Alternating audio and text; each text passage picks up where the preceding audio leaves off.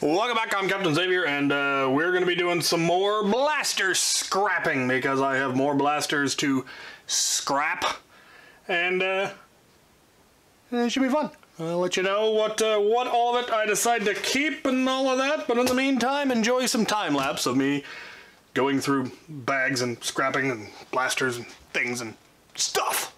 Here we go.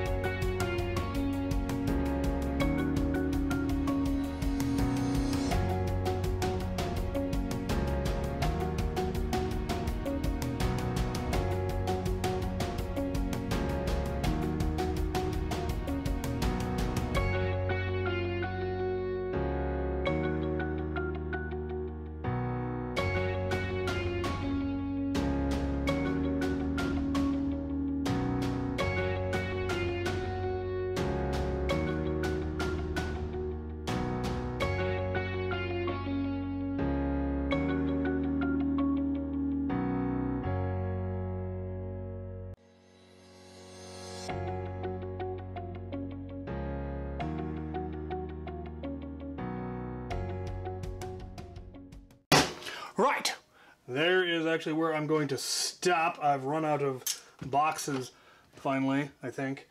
I've got some stuff that'll be actually end up going to Goodwill. I've got a bunch of stuff that's going to the trash. Mostly more of the same. So I got more, obviously, more metal pins, priming bars, a lot more screws, more springs, a pile of more O-rings.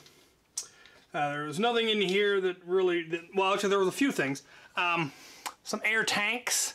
I don't actually know precisely how these work, but I decided to grab them. There were a bunch of ones from like the Hornet that I decided not to keep. There were some, a lot of pumps from, I think there were some Titan pumps, as well as some Hornet pumps, some pumps I couldn't even identify. Lots of barrels. There were some Titan barrels. There were smaller barrels.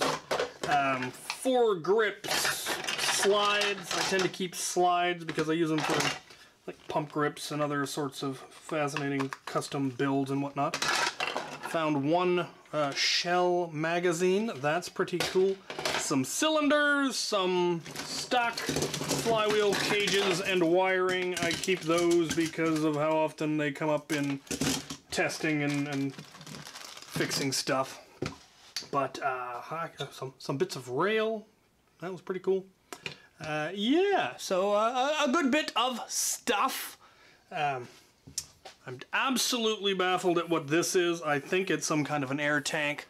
I have a guy I will be asking. I'm fairly certain he will tell me to throw it away, which I probably will, but obviously this all still needs to get sorted out into storage.